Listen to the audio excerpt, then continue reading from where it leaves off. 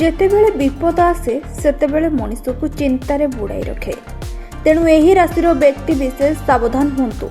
ଆସୁଛି ବଡ଼ ସମସ୍ୟା, ସତର୍କ ନହେଲେ ଘଟିବ ଅଘଟଣ। ଅଗଷ୍ଟ 2026ରେ ଏକ ବିରଳ ଜ୍ୟୋତିର୍ବିଦ ଘଟଣା ଆକାଶକୁ ଅନ୍ଧକାରମୟ କରିବ।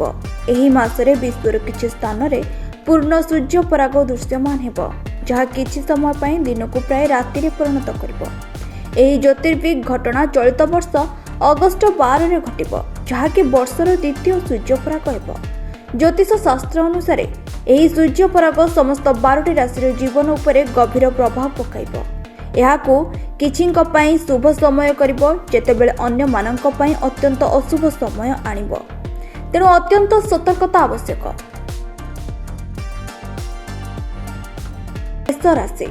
ମେଷ ରାଶି ଉପରେ ସୂର୍ଯ୍ୟପରାଗର ପ୍ରଭାବ ଏହି ସମୟରେ ପାରିବାରିକ ଦ୍ୱନ୍ଦ୍ୱ ଏବଂ ଆପଣଙ୍କ ମାଙ୍କ ସ୍ୱାସ୍ଥ୍ୟ ବିଷୟରେ ଚିନ୍ତା ବଢ଼ିପାରେ। ସମ୍ପତ୍ତି ବିବାଦରେ ଲିପ୍ତ ହେବା ସମୟରେ ଆପଣଙ୍କୁ ବହୁତ ସତର୍କ ରହିବାକୁ ପଡ଼ିବ। ଆପଣ ଅନାବଶ୍ୟକ ଖର୍ଚ୍ଚ ଏବଂ ସ୍ୱାସ୍ଥ୍ୟ ସମସ୍ୟାର ସମ୍ମୁଖୀନ ହୋଇପାରନ୍ତି। ଯଦି ଆପଣ ଭଲ ଭାବରେ ଚିନ୍ତା କରନ୍ତି, ତେବେ ସବୁକିଛି ଆପଣଙ୍କ ସପକ୍ଷରେ ହେବ, ନଚେତ୍ ହଇରାଣ ହୋଇପାରନ୍ତି। କର୍କଟ ରାଶି। ଅଗଷ୍ଟ 12 ତାରିଖରେ ହେବାକୁ ଥିବା ସୂର୍ଯ୍ୟପରାଗ ମୁଖ୍ୟତଃ କର୍କଟ ରାଶିରେ ପଡ଼ିବ।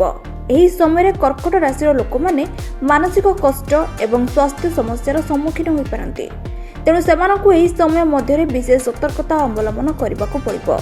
ଆତ୍ମବିଶ୍ୱାସ ଏବଂ ସତର୍କତା ସହିତ ପ୍ରତ୍ୟେକ ପଦକ୍ଷେପ ନିଅନ୍ତୁ, ନଚେତ୍ ସେମାନେ କ୍ୟାରିୟର କ୍ଷତି, ଆର୍ଥିକ ଅସୁବିଧା ଏବଂ ଗମ୍ଭୀର ରୋଗର ସମ୍ମୁଖୀନ ହୋଇପାରନ୍ତି। ଏହା ବ୍ୟତୀତ କିଛି ରାଶି ପାଇଁ ସୂର୍ଯ୍ୟପରାଗ ବିଶେଷ ଭାବରେ ପ୍ରତିକୂଳ ହେବ। ତୁଳା ରାଶି। ତୁଳା ରାଶି ଉପରେ ସୂର୍ଯ୍ୟପରାଗର ପ୍ରଭାବ। ତୁଳା ରାଶିର ଲୋକମାନେ ଏହି ସମୟରେ ଅତ୍ୟନ୍ତ ସତର୍କ ରହିବା ଉଚିତ। ସେମାନେ କାର୍ଯ୍ୟକ୍ଷେତ୍ରରେ ଅପମାନର ସମ୍ମୁଖୀନ ହୋଇପାରନ୍ତି। ଚାକିରି ହରାଇବାର ମଧ୍ୟ ଯଥେଷ୍ଟ ସମ୍ଭାବନା ଅଛି। ସେମାନେ ଆର୍ଥିକ ଅସୁବିଧା ଏବଂ ସମସ୍ୟାର ସମ୍ମୁଖୀନ ହୋଇପାରନ୍ତି। ନିବେଶ ସମୟରେ ସତର୍କତା ରୁହନ୍ତୁ। ଆର୍ଥିକ କାରବାରରେ ବିଶେଷ ସତର୍କତା ଅବଲମ୍ବନ କରନ୍ତୁ।